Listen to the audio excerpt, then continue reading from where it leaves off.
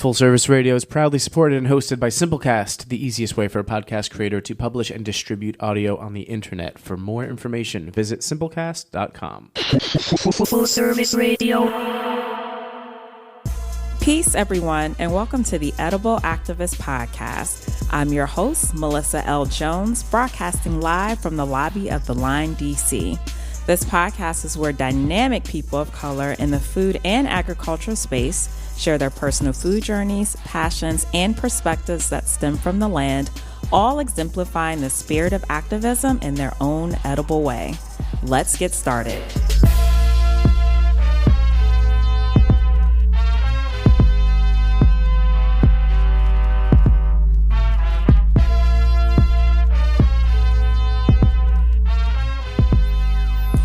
Peace, everyone, and welcome to the Edible Activist Podcast. This is your host, Melissa L. Jones, broadcasting live from the lobby of the Line, D.C., here on Full Service Radio.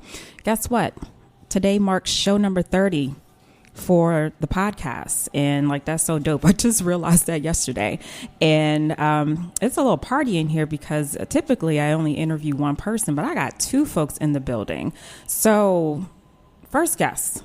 LaVan, aka Everyday LaVan, is a native Washingtonian photographer, visual artist, graphic designer, and now an urban farmer.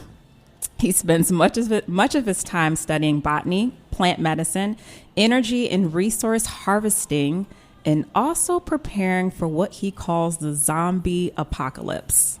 For real, Van? Okay, we're going to talk about that later. He's dead serious. Jeremy's shaking his head. LaVan loves long walks in the garden, y'all, with his camera and go bag. And then I also have Jeremy Carey, a.k.a. J Promo, also known as Veggie Promo on Instagram, which I love that, by the way, Jeremy. Thank you. He is a self-taught farmer who is trying to inspire his community through urban farming and fellowship. From a hobby to a passion and now a lifelong mission, he wants to make delicious organic food accessible to everyone, everywhere. Welcome to my show, guys. Thank you. Yeah, for sure. It's fun to be here. It's really exciting to finally get up. I know. Yeah. Y'all are my new food friends. I just met y'all this year. Definitely. I swear I love new food friends. Always. This year? Yeah. I think, no, towards the end of 2018. Correct. A few months ago. Yeah. A few months ago. We did the close off. Yep. Okay, so this is what's going to go down today on the show. So we're going to get to know each of you and your relationship to the land, okay? Mm-hmm. We're also going to educate listeners on the importance of growing food for survival, because the last time I met Van said, I grow food because I need to survive. Because apparently some shit's going to go down, which he... Van's perspectives, okay? And then we're going to unlock your perspectives of food. And we're going to learn about the zombie apocalypse because I need to be aware. I'm glad I got food friends, because I know where to go when stuff goes down. Okay? For sure. Welcome to the show, guys. I'm so happy to have you in this space. You guys are doing some really awesome work. The land is no stranger to you, but you also have a very interesting story about how you got started. Very simple one, but a very gratifying one. And I'm just always grateful to share these stories and share these perspectives. So we're going to have fun today. So, Van, we'll start with you. Walk us through your journey and what your prior relationship with the land was like, if any, if it all existed. Prior to now, it didn't really exist. Should I move? That's it? I sound sexy now? You sound sexy. Okay. So prior to now, it didn't really exist. Mm-hmm. But so you want to know, what got me here, basically? So nothing existed before. You just, what happened? I mean, I would always see my mom out in the yard, late at night. Once it got dark and it was cool, she was always out in the yard. Mm-hmm. She would always bring little seeds in the house.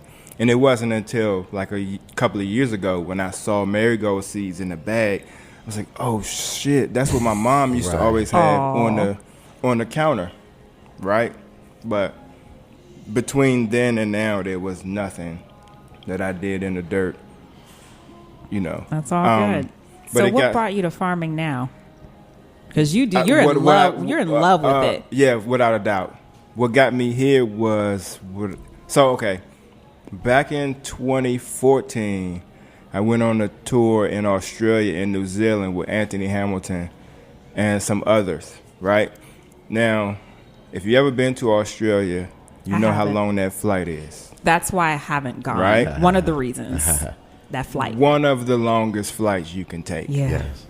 So I got back. We were there for like 2 weeks, too. So I got back. The jet lag was crazy.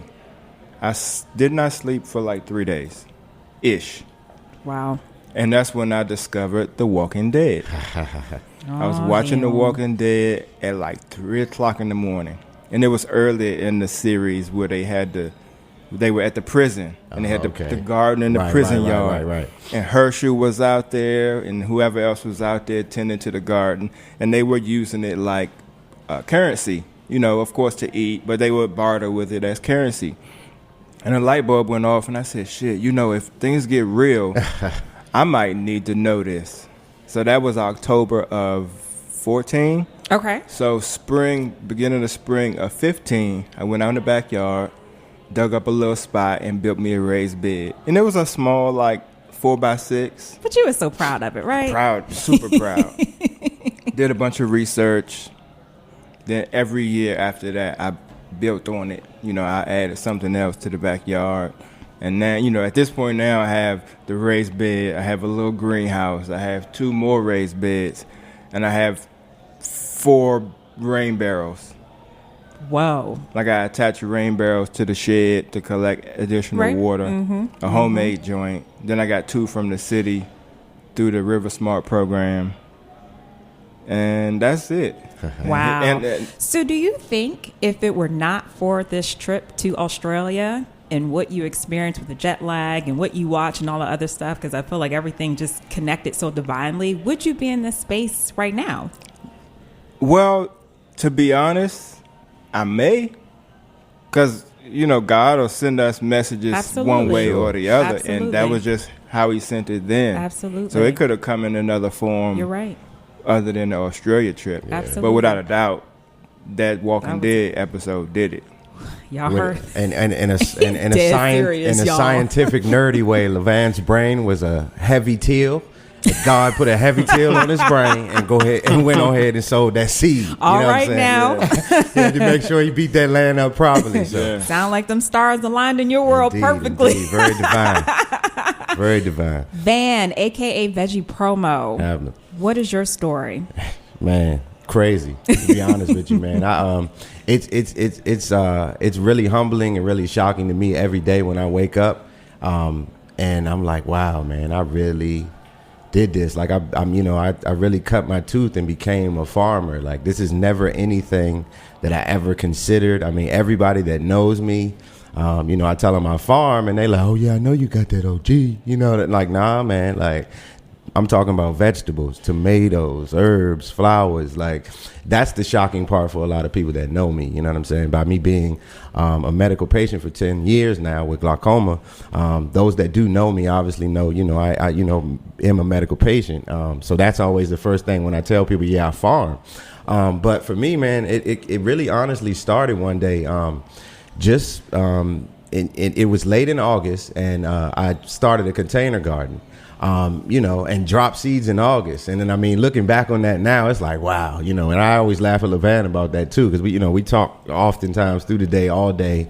We've done that probably for the last 2 years, really. You know what I'm saying? Me and LaVan have definitely built up a friendship and a brotherhood that was kind of already there and established. We've been cool for, 10, 15 years. But with these last 2 years, we've gained so much more of a bond and a brotherhood because we talk so much. You know what I'm saying? Like, I laugh all the time. LaVan is like the A valedictorian, top student in the class. Like, it's amazing for me to have a brother that studies the way that he does. You know what I'm saying? Like, in a funny way, not like going on it, but like LaVan's the nerd, and like picking his brain and being his homie.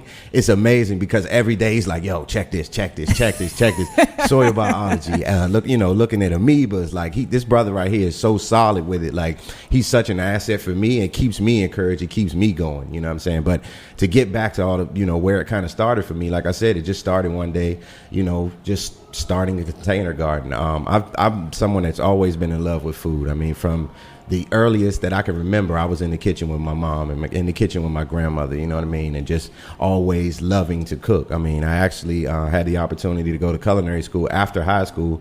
Never did anything with it, kind of just got myself into the working world and, worked a million places, did some stuff in the entertainment industry, did a radio show with my brother, DJ Alizé.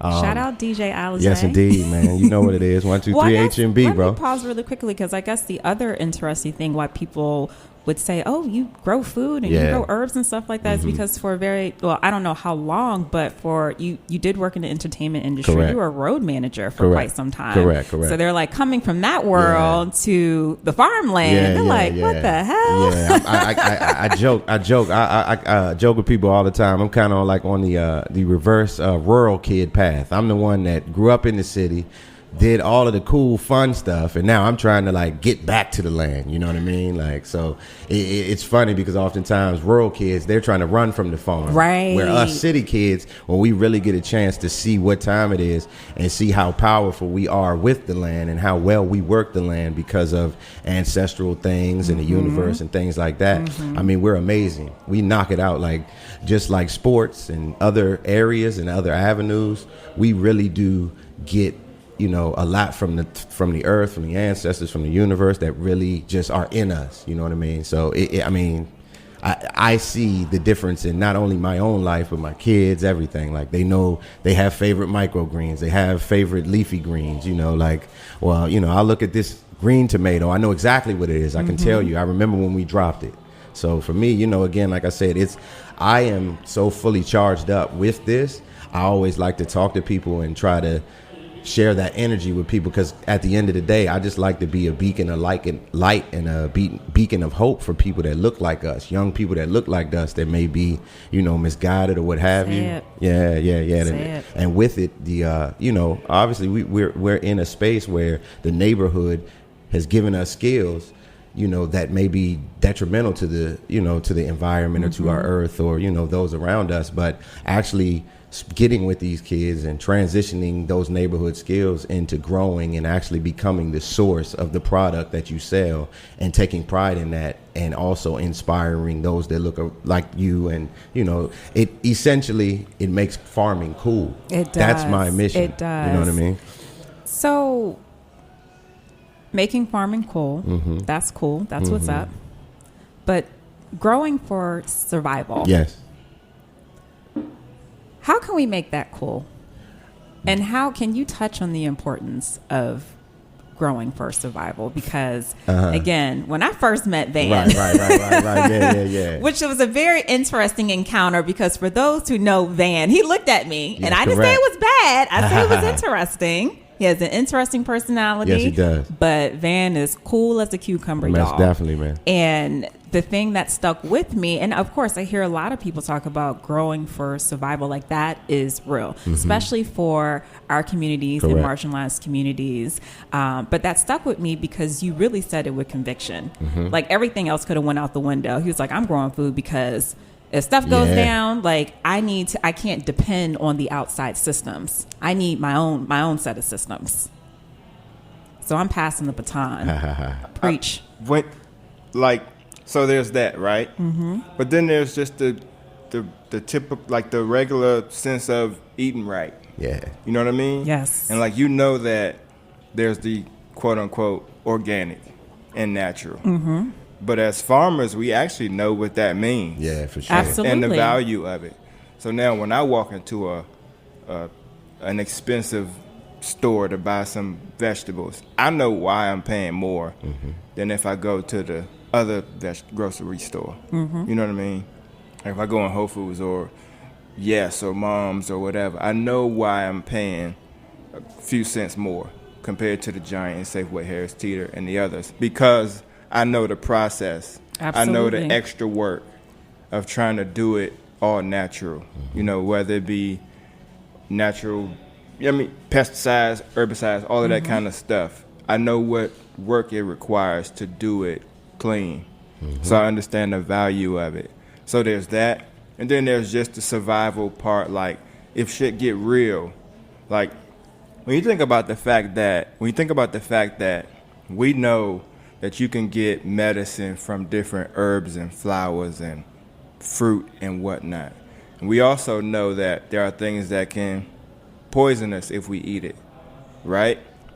The government knows too. Mm-hmm. They have research labs. They have research labs at universities that study things. So there's a lot of stuff that we don't know that's going down. For sure. If it go in reverse one day, like it does in the movies.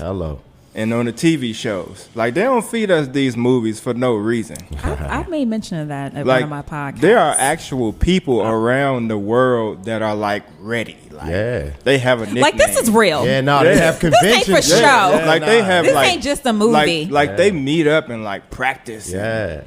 Conventions for the... Like, I'm not all the way there, but I understand it. Like, shit go down and hit the fan... I might can't fight. Right. Right? I don't know how to shoot you that many guns. You can throw a garden tool. But I'm telling you, put me on your team and you won't be hungry. LaVan will pray for you. I'm on Van's team, very man. special prayer in for you. I got a machete and a bag of seeds. He ain't lying, y'all. Well, I'm calling this show Farming Ninja. It's just FYI, and I'm taking that from Van. So I got to give credit to Van. I keep my Ninjas. machete. I keep one in the car. He's not lying, y'all. Don't That's what he told me the first time I met him. I keep one. It should be inside the door, but it's on the back porch right when you open the door. I got to move it. But I keep one in the car. Don't let the fancy shoes fool you, man. Keep a little piece of knife or something. I mean, you know what I'm saying? Like, the zombies might just be outside when we finish this interview. He's real, y'all. He's really real. No, but he's really for real about what he's talking about, though. Hey, Jeremy. Man, hey, Melissa, I'm telling y'all, this is really LaVan, man, and that's like I said, man, that's my man. But to be real, like to take the jokes away, the big part of survival is just eating the right stuff. Mm-hmm. Correct. Eating the right stuff, eating much less of the wrong stuff, and that's survival too. Yeah, Touche. for sure. Like I never looked at it that way, but it makes sense. Mm-hmm. Yeah. We don't live long like we used to. We don't. You know what I mean? You're and we look at like we think being old, like when you get to a certain age, you shouldn't be able to do certain stuff. I don't want to buy a house with 3 stories because I ain't going to be able to walk up the steps. Yeah. But if you walk up the steps, then you'll be able to walk up the steps. Pre-planning your demise, essentially. Yeah, basically, right. Wow. Crazy. Jeremy. Yes. You got a couple minutes before we take a break. Indeed. Building for survival. What are your thoughts? To be honest with you, man, I am, in process of putting things together. It's been wonderful. I've had the opportunity to transition back home, back here in D.C. I was in Richmond for the last 4 years, and it's been wonderful, lovely. Like I said, I nose to the grind ever since I've been home, and setting things in place. It's similar to what LaVan is speaking to about The Walking Dead and things like that. It's not to that extreme to me. It's more so just kind of seeing the climate and the environment of Washington. You know what I'm saying? Like, for us being native Washingtonians or, natives of the area, and just seeing the way things have changed. I've had the opportunity to be away and see through Instagram or, different social media and just talk to friends and people and everything. And just with a lot of the changes going on here in the city, we grew up in a place that was completely one thing, and then now it's completely a different thing. You know what I mean? And even just in that transition, we have to look at like our neighborhoods and our schools and just different things in our, in the area, in the city, in our city, y'all. It's changing, and just as quick as the, the environment or the, your neighborhood or everything can change around you just that quick. Let's think along the lines. Let's think along the lines of things changing with a food system. If you are not in any control of what you are able to provide for not only yourself, but your family, and most importantly, the people around you, you know what I mean? Our older community, you know what I mean? Our disenfranchised community. We have to get ourselves to a place where we're empowering ourselves, you know what I mean? And building inside of our communities, those that are still left, you know what I mean? It's very important for me, and I don't feel like I'm speaking too far out of bounds. It's saying it's the same thing with LaVan. Like, for us, It's about taking a stakehold on the areas and the neighborhoods and things that we still do, have, and things of, and being native Washingtonians or natives of the area, and just really taking hold on that. You don't need to think, well, what happens if Walking Dead pops off? No, what happens if the USDA shuts down the food system? Right. You know what I mean? Right.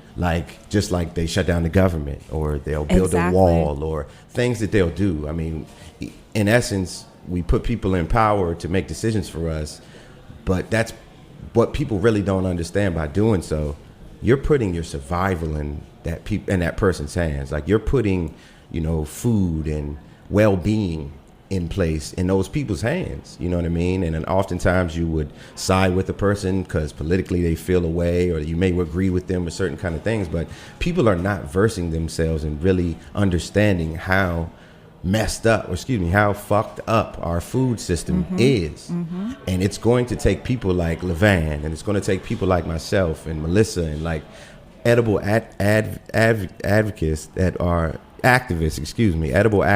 are out here doing this and drumming. I mean, we're on our soapbox and encouraging our community to do this. So for me, and the long and short of that situation, I every day try to share my story with at least one person. Wow. You know what I mean? Like, I oftentimes I feel like that guy running around with like the 5 links, or Murray Kay or Amway or something like that, like, trying to tell people like, y'all, listen to me, this is what we need. We don't need to vest so much into frivolous things, material things, and things like that. You can spend $12 on a couple packs of seeds and feed your family forever, for the rest of y'all's lives, through propagation, through different things like that, And for me, it's just about educating people. It's just the simple fact of dropping seeds in the ground and tending to them. I know for myself, especially for the sisters, and it's so it hurts me. It hurts my heart when I hear this, when I hear sisters tell me, I don't have no green thumb. Every time I get a plant, I kill it. Sister, do that research. Brother, do that research. Learn about what you are putting in the ground and what you are, taking ownership of, because it's so powerful. That's a life. It's a child. It's a baby. Taking care of something. In essence, for me, I was able to kind of, put together with this through talking through different people. Like, I'm a steward of the earth. I am at one with God's process, I'm a steward of the earth. Correct. I like that. Correct. So, for me, man, I try to just stay encouraged and just continue to just try to share this message and what I'm on. And I feel like, you just got to keep going, and, you put that same energy into your plants and, what you grow, man, and you see it, man. It's like a natural fertilizer, man. When you get God in your process, you get that favor from that. You know what I mean? So I mean, it's just amazing to me to do that. But yeah, just building our own. That's how we secure it. Our Correct. own. Correct. Thank you for sharing that. Sorry, guys, I should have done this earlier, but this is Melissa L. Jones here on the Edible Activist Podcast, chatting here live with Jeremy Carey, aka Veggie Promo. I'm calling you Veggie Promo because that's your Instagram handle. It's all gravy. And LaVan Anderson, aka Everyday LaVan. And they just walk me through their perspectives. And Van didn't really have a relationship prior, with the land prior to what he's doing now in the space he's in now. And actually took a trip to Australia and a jet lag and a movie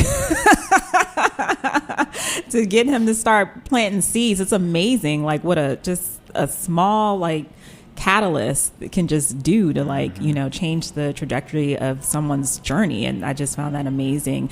And you just really wanted to inspire folks and just saying, listen, let me just grow something. Yeah. Everybody's journey is very different. So, and growing for survival and I thank you for that perspective, Van, because I didn't, obviously, as we know, eating right is definitely something that we all should be more aware of and conscious of, but I didn't think about it in the sense of that being survival, and you breaking it down like that makes total sense. So thank you for sharing that with me, and just to hear the way that you, Jeremy, speak on your relationship with Van, like the brothership that you guys have, I think is just very powerful. And thank you for sharing that, because that's really dynamic. We're going to take a really quick break and we'll be right back, guys. Okay?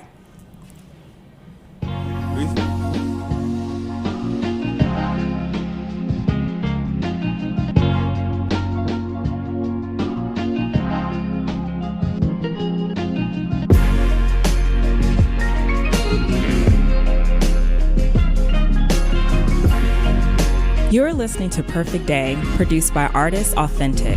For more of Authentic's work, visit allornothingstudios.com.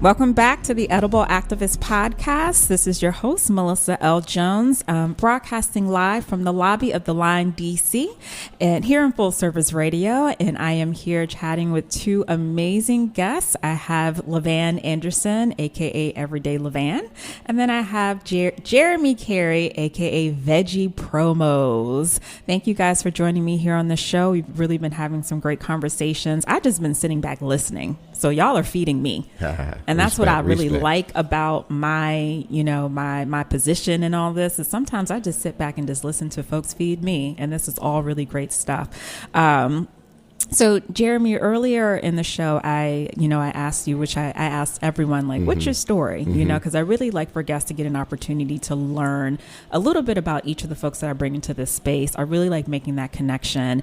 And for you, I mean, it was almost as simple as pie. You just said, let me just start growing some stuff. And you noticed some things that were going around in your environment. Correct. Things from climate change to communities that could have used some uplifting and just really wanting folks to get the idea and be more aware about delicious organic food, as you call it. Yeah, for sure. And so I know that you were in a space where it was a desert. Yeah. I mean, my time in Richmond, man, and shout out to my brother, Ricky Parker, man. I have to do that. I'm not like a heavy, shout out a million people, but I have to shout out my brother, Ricky Parker. Ricky, without you, brother, this thing would not be real, brother. I would not be a farmer, man. Shout out to my brother, Ricky.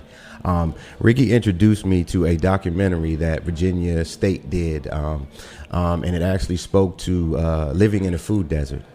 Being from Washington, being from the area, I've never in my life, I wasn't familiar with what a food desert was, but actually having the opportunity to be introduced to what a food desert was, and then to actually be living in one of the most concentrated and one of the biggest food deserts in the whole country in Richmond, Virginia.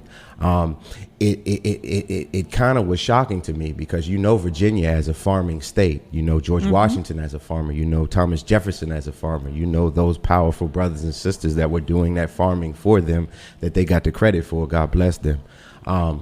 Virginia is a place that's known for farming. So you're like, how in the world is, the neighborhoods and everything, like, you can't get food. I mean, you know, I literally would have to drive 20 to 30 minutes to get to the grocery store. But long and short of that situation, it really encouraged me to actually take that leap of faith and, you know, quit my job and go full time into farming, you know, and to make the impact that I was able to make in the Richmond area, to be embraced by a lot of the, you know, some of the most well-respected farmers in this whole state of Virginia. Amy's Organics, Amy Hicks, she's a big mentor of mine, you know, very well known. Those people really took me in as a mentee, you know, and they were big, you know, inspirations to mine and, you know, true mentors, because they saw me and they said, you are somebody that can help us in our mission to get it out there more and make farming cool, because the average age of farmers is 65 years old. And again, like I said, most farmers and farm kids and things like that, they get away from that. So what's happening is the farmers are slowly dying off and nobody's picking up behind them. Mm-hmm. And then that is us depending on the government or, you know, just different subsidiaries that we have no real say so in, no control, no anything. And we're depending on them for survival and not putting a hand in that. So, you know, that's what Van talked about, survival. Correct. Yeah. So I definitely wanted to share, you know, that about food deserts and kind of what got me on this path and, you know, kind of what led my steps. So, and it's a story that is a very familiar one, especially to cities like DC, correct, Philly, that's correct, Detroit. Shout out to brother. State, Jackson, Mississippi, straight up desert. Oh my gosh. Yeah. So it's a story that's familiar. It's a story that is unfortunate, but it has really positioned a lot of folks to say, you know what, let me do something about it. Yeah. So that's the great thing about the, you know, it's a bittersweet, but definitely no, it's not bittersweet. More it's sweet. Challenging. For me, it's encouraging. You know why? Because at the end of the day, just like I said with LaVan, soil needs to be tilled often, and this is coming from no-till as much as possible, organic farmers. We have to till up our land, y'all. We have to till up the ills. Oh, you mean till in the literal, in the literal sense? Correct. Okay. Yeah. Okay. I disagree. Well, that's fine. Hey, Stephen A. and them people. I'm slide out of this debate. Yeah. Well, you know, one of the reasons. Soil. Well, speaking of nerdy stuff, like I got really into soil. Yes. People ask me, Melissa, how'd you get into this food space? I wasn't growing a damn thing. Yeah. I literally just started studying soil, That's and amazing. I didn't really understand. I made the connection, the climate connection, the food connection. I was like, what? Yeah. What? I couldn't believe it. I have so many books at home on soil, and that's how part of the reason how I got into it, in addition to the fact that my mother had some health challenges, and I started making all of the connections. You know. Yeah.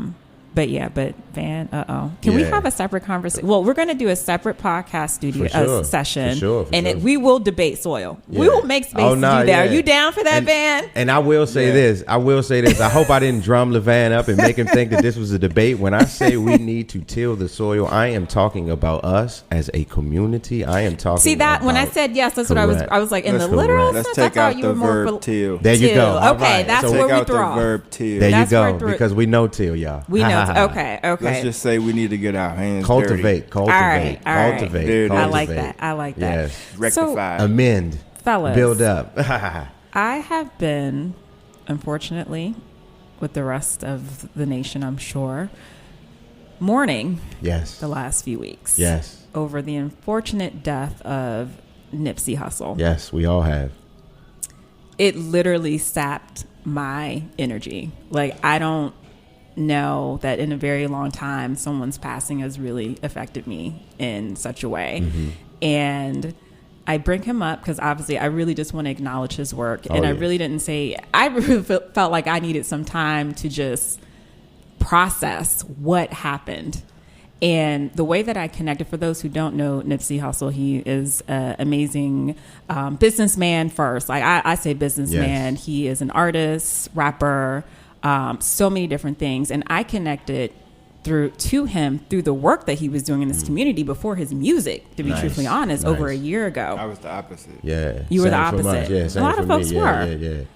And he planted so many seeds. Yep. And you know, I mean, you can take the baton like he planted so many seeds, and I really just want to touch upon the work that he has done, the work that's going to continue, the marathon that's going to continue, because I feel like all of us are in this marathon. Oh my goodness. So charged up too, man. So charged up. You know what I mean? And you know, just to further speak on that myself. Because how can we take his work in this space and continue that marathon? I think it's a matter of just being inspired by it. Definitely. And just moving forward in your direction, whatever your direction is. In your lane. Yeah, you know correct, what I mean? Correct. And, you know, for me, it's the same thing. Just to, you know, further piggyback off of that, you know, for me, man, it hurt me the same way, Melissa. And both of you, I mean, you are, I would respectively, like both of you come from, not necessarily entertainment background for you, Van, but LaVan, same thing. LaVan is, I hate to call people celebrity photographer because you are a photographer first and you happen to photograph celebrities and guys, his work is amazing. Yeah. He photographs. That's just his man's in there. I didn't even touch on that. You know what I'm saying? Like, because that's not what the show's about. But I have to bring that up because I'm talking to brilliance in the room right now. You know, but you guys are in or come from an entertainment industry background, and so I definitely wanted to just acknowledge his legacy, but also again, like how can, and you just answered the question, but really, like, how can we continue the work that we're doing? Yeah, like being inspired by it.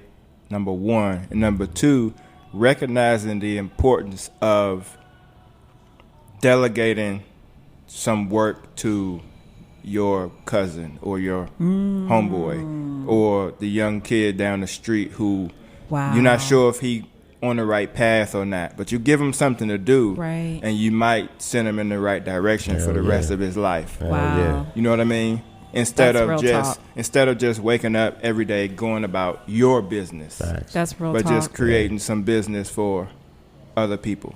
That's real And talk. then eventually there may be a domino effect where when that kid that you helped down the block, because he gained that from you, he may do it and pay it forward to some other kid. Absolutely. You know what I mean? And it's same for me. Like I said, you know, I was touching on, you know, my time in the industry. You know, I definitely, you know, had a lot of connections. Never met the brother personally, but you know, through friends, associates, everything. Like, I mean, literally, like when I got word, I mean, there were a couple of like very key people that I know I needed to get in touch with like ASAP. Like, let me check on these folks type. You know what I mean? And you know, just doing that, it allowed me to kind of be that sounding board, or really just that ear for them, you know, to vent and to talk. And I mean, really the way that I saw that it hurt people, you know, like I said, we were alive for Tupac. I remember Tupac. Like I remember like being in Northwestern, like, yo, Tupac just died. However it happened or however we got word. It ain't like back, you know, now, you know, but I mean, I remember that impact. But y'all, to be honest with you, man, like this joint to me was so much more profound because of the day and age that we're in and the information age that we're in. But needless to say, man, what I want to speak to about that, Nipsey Hussle, man, was just like you said, he wasn't a rapper, man. He was a godsend. Like, he really was a gift to this earth from God. You know what I mean? Like what he did, the impact that he was able to make, where he's sharing with our community and, you know, just really telling them we can do this, y'all. Like, and it was something that was instantly encouraging to me. I did not feel sorrow. You know what I'm saying? I felt bad more so for the people that I know that had direct connections with him. But for me, man, it was like, yeah, man, this brother was a martyr. You know, unfortunately, he became a martyr. And, you know, I definitely see the power of the impact of that, in not just in our community, but with everybody, where you got the brother on CNN, you know what I mean? Like, and he was so conscious. Correct. And he was health conscious. And he was doing this whole documentary on Dr. Sebi. Yes, correct. You and, know? You know, and you know, it's just, again, like I said, I'm still lost for words. I know. It's still with me. You know what I mean? But I mean, again, like I said, y'all, let's use that as again, like I said, a beacon of hope, a beacon of light. Let's look at it. Let's look at that as, something to be, get to. Oftentimes you see on social media, everybody's talking about goals this and goals that, and, pictures of a nice couple doing that, whatever.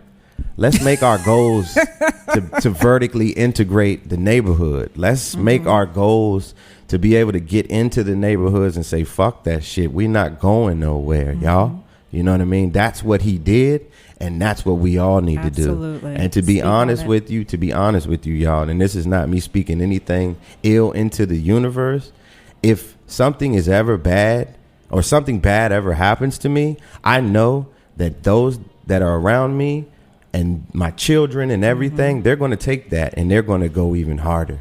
So to be honest with you, that's why I move the way that I move, because I know that I'm just a vessel of God that just is here to, and a vessel for the universe and the ancestors to just get this out there. So that's why it's so important to me. So, man, Nipsey, man, that like literally, like I never really had a lot of like real role models per se in life, outside of like my dad, my mom, my parents, things like that. That brother is a role model to me. Absolutely. And he will be for life. Like, he's somebody that I'm going to educate my kids about from the beginning to the end, and not sugarcoat anything. And, to me, that's very important because of the time and the age that we're in. We have to educate our youth and let them know what time it is and let them know what's going on. And I'm gonna start calling you Pastor J. Don't do that. Forget Veggie Promo and J Promo. Pastor J. Pastor J. I appreciate that. Well, I don't mean to cut you off, but we are short on time. But I definitely want to ask you all this one question before we wrap up. And if you could, thank you for sharing that. Oh, and my pleasure, man. That is just a fraction of the acknowledgement that I wanted to give to Nipsey, because I've just been holding in a lot about what I really wanted to say, and this is the first time that I'm ever speaking about it publicly. So thank you all for sharing that. Thank you. Because both of you have such interesting perspectives, Van, if you could recreate a grocery store, what would that look like? It would be bright. Like bright white, but still natural with some lighting. Bold color. No, not natural light. Okay, but the walls. Just artificial light that's white. Okay. White walls, lots of color everywhere, and a lot of informative signage, like with nutrition facts and different facts about foods and stuff.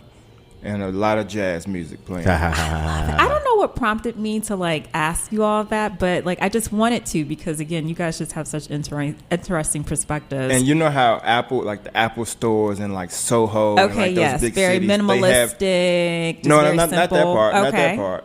But you know how they'll have like people come in and do like TED Talk kind of stuff. Yeah. Like I didn't know they did those at their stores. Yeah. Oh, I had no idea. They have like a little stage and everything. Oh, wow, cool. But I would have that kind of thing where like a nutritionist may come in, or a farmer or a doctor or somebody will come in on have it whatever day every month or something and talk about, you know what I mean? Let's make it happen, man. Whatever. Let's make it happen. Okay, Jay, you got 20 seconds to tell me how you recreate. My bad. No, you're bad. good. You're good. No, you're good. No, for sure.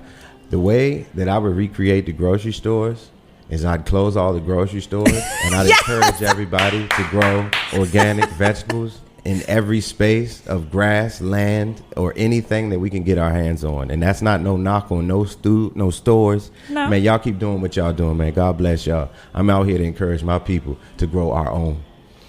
I know that's right. Where can we All find your answers make me sound like I ain't shit. Oh, go ahead, man.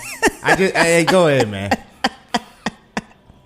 I'm gonna have y'all back in the studio because we're gonna do. We're gonna debate about this telling this story. Please. No, ain't no debate, y'all. I'm the same way. I feel the same way. You're right. We have to cultivate, amend, we have to cultivate, correct the soil. Don't till the soil. Don't tell. Yeah, I agree. And definitely don't kill the grass. Do not. Where can we find you on social media?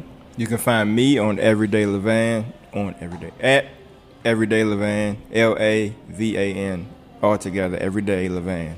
And he's a dope ass photographer, Man, y'all. for sure. Thank you. Don't come to him for with no sure. pennies either. Right? thank you. Checks with commas, Correct. and zeros, and Correct. zeros. Multiple layers of jumps.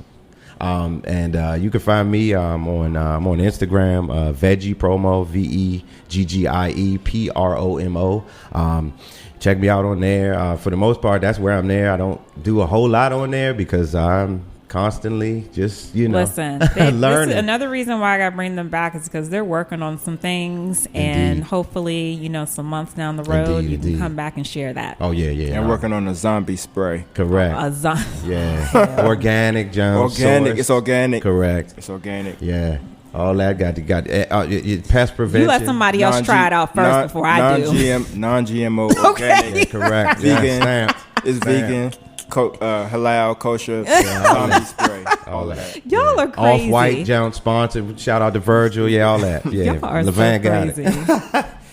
All right, so we're gonna do a quick rapid fire. All right, really quickly. All right, so Van, what's your favorite leafy green? Spinach. I just had some the other day. Nice. Jeremy, what's yours? Arugula. All right. I had some of that about a week ago on a pizza or something. No. Sweet, spicy, sour, or salty, Van? Spicy. Spicy for your ricey. Jeremy? I can't pick. Literally all pass. of them. Really? All of them. I need All my of nose them. to be running. Hilarious. You know what LaVan. happened to me the other day? I literally was eating some greens. Watch out for LaVan's pepper sauce. I was at the Baltimore Farmers Market, and I went to the Conscious Foodie. Their greens are amazing. Nice. I thought it was a bell pepper. Hail to the Oh, gnaw. my Wow. God. Bless your heart. I Yes. was on fire Yes. for Bless your heart. two whole minutes. Do you remember what the pepper was? No. No. It My was wife- hot as hell. That's Nice, what I nice. remember. My wife bought a bag of peppers Yes. the other day.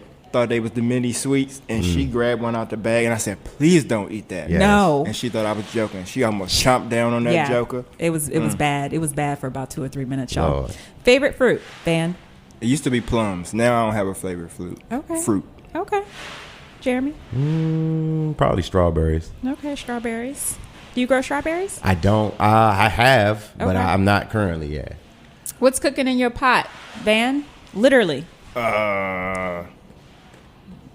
I just do a bunch of mushrooms and onions and a regular, I do a lot of Brussels sprouts. I love Brussels. A lot of Brussels sprouts. Where do you source from, LaVan? I'm not growing Brussels sprouts right now, so I just go to whatever store. And He's get them. lying. I was trying to get him to say I source the majority of all my products. LaVan's not. Yeah. Nah, right now I'm not growing any Brussels sprouts. True. They take too long. Yes, they and do. you got the plants be big as hell. They Yes. do. They And do. Cabbage moths They are a do. mother. Hey, And aphids. yes. All right. If y'all see any of those little white butterflies, please clap them and kill Yeah, them. get rid please, of from them. The farmers, white looking please. quote unquote butterflies with the black We dot. hate them. They're not your friend. They're terrible. Oh, gosh. Yes, please. What's cooking in your pot, Jeremy? They zombies. What's cooking in our pot, Nadia? Zombies. What's cooking in our pot? Tacos. Tacos. That's Jeremy's daughter. Shout out to Big Rosie Rose. Rose. Jersey girl. One way someone can channel their inner edible activism. I always tell people to start a small window garden. A small window. I like that. Like the 'cause basic. That's a small like, step. Like get you an aloe plant and get you a small basil. Yep. And then come back and holler at me. Correct. And Van will hook you up with a kit. Yes, he Yeah. will. And Melissa's asking all these questions, and part of what she was kind of speaking to about LaVan being a little sharp with it when we first got here is our mission is to get Melissa to start growing. I grew some flowers Yeah, the other day. yeah. I did That's some what it flowers the was. other day. Bless your heart. I'm proud I of you. did some So flowers proud the of other you. day. I'm so proud of you. Please, that is so good to hear. Yes. It wasn't that I really didn't. I wasn't growing hardcore on y'all level. Or some herbs It here ain't and about there, that. It mint ain't about plants, that. But I Yes. really want to do some tomato. Like my tomatoes is like a mission. Nice. Yes. This my favorite. like My favorite. mission. For sure. I'm getting there though. Yeah, I'm getting there. yeah, But you are. also, here's the thing though. I like to buy from people who grow the food too. Now Hey, I be looking. I be hey. looking for y'all. That's why Support- I asked Man, you not selling at the market? No, I be asking for a reason. Yeah, 'Cause I ain't support growing your every local damn thing. farmers. Exactly. Support your local farmers. And I'm that Find out. person. Find- I am that I person. forgot to talk about my master gardener. Hey, Oh yes, yeah, yes. you just got Hey. that. It was like a 2 month class, like twice at a UDC, week. right? Yeah, UDC. That's what's up. So Yeah, it was Van cool. is now a master I don't know if gardener. I am yet because I You ain't do are. all my volunteer hours. Oh, okay. Let me. So rewind. don't get me, you Particulars know what on I'm the saying? Don't particulars throw side. me all the way under the bus. But All right, y'all. I gotta go. We gotta I go. gotta We go do. because I'm about to get kicked out. All right. So thank you guys for joining me. This is show number 30, and we have had a really great time. Thank you for celebrating with me unintentionally. But all right, thanks everyone for tuning in. We're here live on Full Service Radio every Wednesday at 11 a.m. and you can access each episode after it airs on iTunes and Spotify. You can also catch today's show on fullsurfaceradio.org, which is also home to some really dope podcasters. So check them out. Follow me at Food Talks in Color. I got a new name, guys. No more Food Talks DC. Food Talks in, just the letter in color on Instagram, Facebook, and Twitter. Are you an edible activist? Come join me on the show. I would love to feature you. Just shoot me a DM on Instagram. Thanks, and have a wonderful day. Peace. Peace.